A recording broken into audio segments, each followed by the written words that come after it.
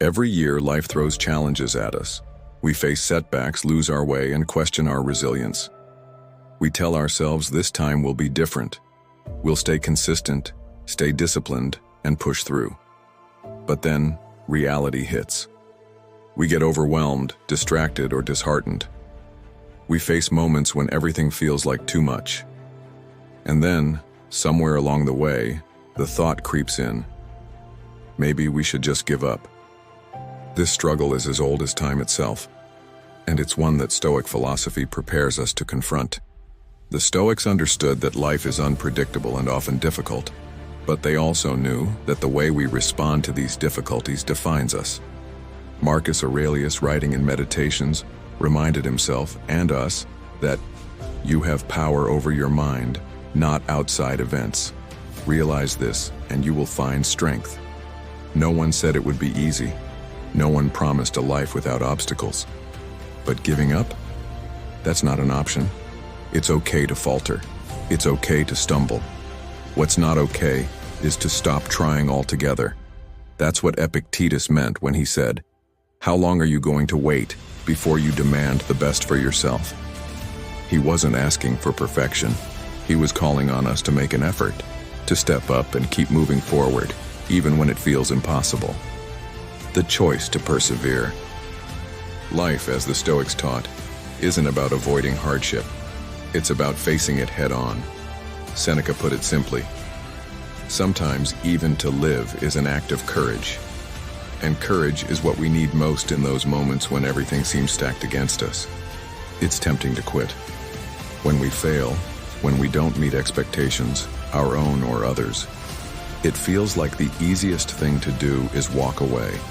But easy isn't what we're here for. The Stoics knew that growth comes through struggle, that strength is forged in adversity. We all fall short. We make plans and watch them unravel. We set goals and fall back into old habits. But the lesson of Stoicism is this: no matter how many times we fail, we must always get back up. As Marcus Aurelius would say, the impediment to action advances action. What stands in the way becomes the way. Every obstacle is an opportunity to grow stronger, wiser, and more resilient. Think of a ship battered by a storm. The winds are fierce, the waves relentless. But the captain doesn't abandon the ship. They hold steady, adjust the sails, and navigate through the chaos. That's the Stoic way: to endure, to adapt, and to keep moving forward. The Stoics taught us to reframe challenges as opportunities. When something goes wrong, we can ask ourselves, what can I learn from this? How can I use this experience to grow? This mindset transforms setbacks into stepping stones, turning what might have seemed like failures into the foundation for success. The criminality of despair. Despair, as the Stoics saw it, was not just a personal failure, but a disservice to the life we've been given. Marcus Aurelius called it disgraceful for the soul to give up while the body is still strong. When we stop trying, when we surrender to hopelessness, we betray not only ourselves but also the potential within us to make a difference, to live with purpose, to contribute, to strive for excellence. Samuel Johnson, writing centuries later, captured this sentiment perfectly. Reflecting on his own failures and missed resolutions, he wrote, "Why do I yet try to resolve again? I try because reformation is necessary and despair is criminal." These words echo the Stoic belief that to give up is to reject the very essence of what it means to be human, the capacity to learn, to grow, and to strive for something better. Of course, it's natural to feel discouraged. The Stoics acknowledged that life is filled with trials and tribulations, but they also knew that these trials are what shape us. Difficulty shows what men are, Epictetus said. Therefore, when a difficulty falls upon you, remember that God, like a trainer of wrestlers, has matched you with a rough young man. Each challenge is a test, a chance to prove to ourselves that we can endure, that we can overcome. When we persevere in the face of adversity, we strengthen not only our resolve, but also our character. Lessons from the lives of Stoic thinkers. The Stoic philosophers lived their teachings. They didn't merely preach resilience, they embodied it. Take Marcus Aurelius, for example. As emperor of Rome, he faced constant challenges: wars, plagues, political betrayal, yet he remained steadfast. His writings show us a man who, despite the immense pressures of his role, found solace and strength in the principles of Stoicism. Seneca, too, lived through turbulent times, exiled, accused of conspiracy, and ultimately ordered to take his own life. He faced his fate with grace and composure. In his letters, he reminds us that while we cannot control external events, we can control how we respond to them.